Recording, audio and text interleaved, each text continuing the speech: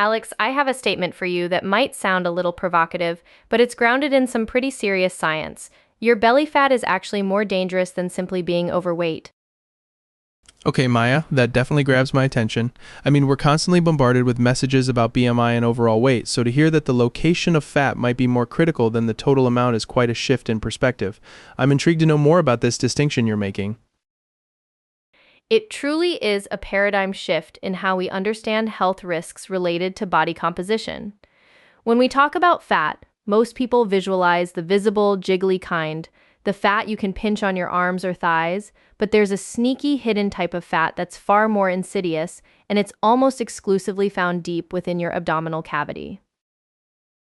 So you're saying there are different kinds of fat, and they don't all behave the same way in our bodies. That seems like a fundamental distinction we often overlook when discussing weight loss or health goals, where the focus is usually just on the number on the scale. Precisely. Let's break it down. We have two primary types of fat. First, there's subcutaneous fat. This is the fat that lies just beneath your skin, the kind you can literally pinch. It's found all over your body, on your arms, legs, hips, and yes, even a layer under the skin on your belly. While too much subcutaneous fat certainly contributes to being overweight and can have some health implications, it's generally considered less metabolically harmful. In fact, some studies even suggest it can be somewhat protective in certain contexts. Okay, so subcutaneous fat is the visible stuff, and it's not ideal in excess, but it's not the primary villain here. So what's the other type, the one you're calling sneaky and insidious? I'm guessing that's our belly fat in question. That's right, Alex. The real danger lies with visceral fat. This is the fat that's stored deep inside your abdominal cavity, literally wrapping around your vital internal organs like your liver, stomach, intestines, and pancreas. Unlike subcutaneous fat, you can't see it, and you certainly can't pinch it. It's hidden from view, which makes it particularly dangerous because people often don't realize they have excessive amounts until health problems arise. So it's not just about having fat on your belly, but about the specific type of fat and its location within the abdominal cavity. That's a crucial distinction. It sounds like this visceral fat isn't just passive storage, it's actively doing something in the body. Is that why it's considered so much more dangerous? Absolutely. This is where it gets really important. Visceral fat isn't just inert storage tissue. It's metabolically active, essentially behaving like an endocrine organ. Think of it as its own little factory, constantly churning out and releasing various substances directly into your bloodstream. These substances include inflammatory molecules, free fatty acids, and hormones. An endocrine organ, that's quite a powerful way to describe it, Maya. So it's not just sitting there, it's actively communicating with the rest of your body, and not in a good way, it seems. What kind of communication are we talking about, and where does it send these signals first? Exactly. Because visceral fat is located so close to your internal organs, especially the liver, these harmful substances it releases go directly into the portal vein.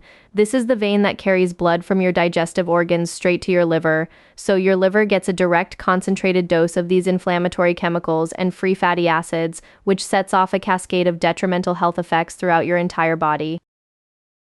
That direct pipeline to the liver sounds particularly problematic. It's like having a toxic waste dump right next to your body's main detoxification plant. So if the liver is getting constantly bombarded, what are the immediate and long-term consequences for our health? The consequences are far-reaching and quite serious. One of the most significant risks is to your cardiovascular health. Excess visceral fat dramatically increases your risk of high blood pressure, often referred to as hypertension, because it contributes to arterial stiffness and inflammation, forcing your heart to work harder. It also negatively impacts your cholesterol profile, leading to higher levels of bad LDL cholesterol and triglycerides, while lowering good HDL cholesterol. So it's a triple threat to the heart: increased blood pressure, bad cholesterol, and arterial damage. That combination sounds like a direct pathway to serious cardiac events. Are we talking about things like heart attacks and strokes here, because that's a pretty stark warning? Precisely. This cumulative effect significantly elevates your risk of experiencing heart attacks and strokes. The chronic inflammation and metabolic dysfunction caused by visceral fat create an environment where plaque can build up more easily in your arteries, leading to atherosclerosis. When these plaques rupture, they can trigger blood clots that block blood flow to the heart or brain, resulting in a heart attack or stroke. It's a very direct and well-established link. That makes the picture much clearer. It's not just an aesthetic concern, it's a fundamental disruption of cardiovascular function, beyond heart health. What about metabolic diseases, which are also incredibly prevalent today? Is visceral fat a major player there too? Absolutely. Alex, visceral fat is a primary driver behind metabolic syndrome and type 2 diabetes X. The free fatty acids and inflammatory markers it releases interfere with your body's ability to use insulin effectively. This leads to insulin resistance, meaning your cells don't respond properly to insulin's signal to absorb glucose from your blood. Your pancreas then has to work overtime, producing more and more insulin to try and compensate, eventually becoming exhausted. So it's like your body's cellular doors are jammed, and insulin is the key. But the visceral fat is throwing sand in the locks, and then the pancreas is just desperately trying to force the doors open until it can't anymore. That sounds like a very clear path to type 2 diabetes. That's an excellent analogy, Alex. The pancreas eventually can't keep up with the demand for insulin, leading to chronically high blood sugar levels, which is the hallmark of type 2 diabetes. And metabolic syndrome itself is a cluster of conditions, including high blood pressure, high blood sugar, excess body fat around the waist, and abnormal cholesterol or triglyceride levels that occur together, increasing your risk of heart disease, stroke, and diabetes. Visceral fat is central to developing this entire syndrome. So it's not just about one disease, but a whole constellation of interconnected problems all stemming back to this particular type of fat. It sounds incredibly pervasive. Are there other, perhaps less commonly discussed, health risks associated with visceral fat that people might not immediately connect to it? There are indeed, and some of them might surprise you. For instance, chronic inflammation caused by visceral fat is strongly linked to an increased risk of developing certain cancers, including colorectal cancer and breast cancer. The inflammatory environment and altered hormone levels can promote cancer cell growth and proliferation. It's a complex interaction, but the evidence is growing stronger. Cancer is a terrifying word for many people, and to think that something as seemingly mundane as belly fat could contribute to that risk adds another layer of seriousness to this discussion. What else is on this extensive list of potential harms? We also see links to liver problems, specifically non-alcoholic fatty liver disease, or NAFLD. Remember that direct portal vein connection? All those free fatty acids and inflammatory substances go straight to the liver, causing fat to accumulate there, which can lead to inflammation, scarring, and eventually more severe liver damage. Beyond that, research has connected visceral fat to an increased risk of dementia, possibly due to its inflammatory effects on the brain and its contribution to vascular disease that affects brain blood flow. So it's affecting our cognition and even our vital organs beyond the heart and pancreas. That really paints a picture of systemic damage. Are there any other surprising connections? Yes, we're seeing associations with conditions like asthma and compromised lung function, possibly due to the inflammatory load and the physical pressure of abdominal fat on the diaphragm. There's also a link to increased instances of heartburn or gastroesophageal reflux disease, as visceral fat can increase abdominal pressure. And even seemingly minor issues like sleep difficulties and migraine headaches have been correlated with higher levels of visceral fat, likely due to the systemic inflammation and hormonal imbalances it creates. Wow, it's truly astounding how one type of fat can have such a wide-ranging impact on so many seemingly disparate health conditions. It's not just about heart disease or diabetes, but everything from brain health to breathing and even headaches. This really underscores the idea that our bodies are incredibly interconnected systems. Exactly, Alex. And this brings us to one of the most concerning aspects of visceral fat, what scientists sometimes refer to as normal weight central obesity, or more colloquially, thin outside, fat inside, often abbreviated as 2FI. This is where the initial premise of our discussion really hits home. Thin outside, fat inside. That sounds like a silent killer, something that can trick both the individual and even healthcare providers. So someone could look perfectly healthy, even within a normal BMI range, but still be harboring this dangerous visceral fat? Precisely. This is the critical limitation of relying solely on body mass index, or BMI, which only considers your weight in relation to your height. BMI doesn't tell us where that weight is distributed or what kind of tissue it's made of. You can have a normal BMI signifying a healthy weight but still carry an unhealthy and dangerous amount of visceral fat deep inside your abdomen. This demographic is often at a higher risk because they might not realize they need to take preventive measures. That's incredibly unsettling because many people, myself included, might use BMI as a quick gauge of their health. To think that it could be masking a significant internal risk is really eye-opening. Are there any studies that highlight just how dangerous this 2-5 phenomenon truly is? There are indeed, and they are quite sobering. One study, for example, showed that normal weight men who had excess belly fat had more than twice the risk of early death compared to overweight men who did not have significant belly fat. Think about that. A normal weight man with belly fat faced a higher mortality risk than an overweight man without it. That is a truly startling statistic, Maya. It completely flips the conventional wisdom on its head. So, an overweight person who might carry their fat more subcutaneously or in other areas could potentially be healthier from a visceral fat perspective than someone who looks lean but has a significant amount of internal belly fat. This really emphasizes that weight is not the only metric for health. Exactly, and it's not just men. Normal weight women with excess belly fat also face a significantly higher risk of early death, around 32% higher than obese women. These findings truly underscore that the location of fat is often more important than the overall amount of fat or your BMI when it comes to predicting serious health outcomes. It challenges us to look beyond the surface.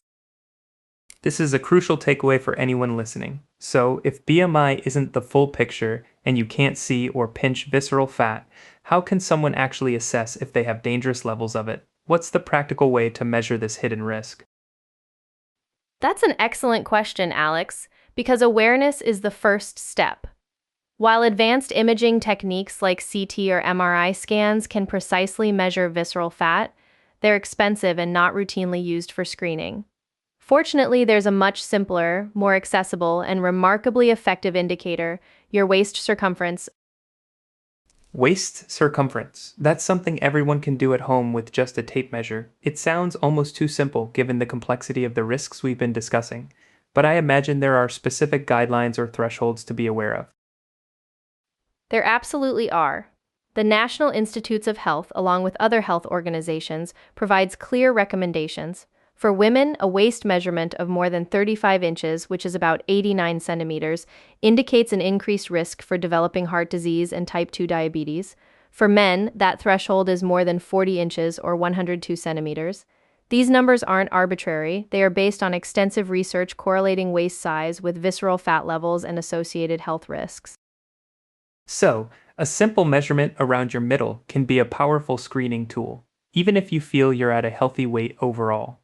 This really empowers people to take a proactive step in understanding their own risk factors without needing expensive medical tests. It's about being aware of what those numbers signify.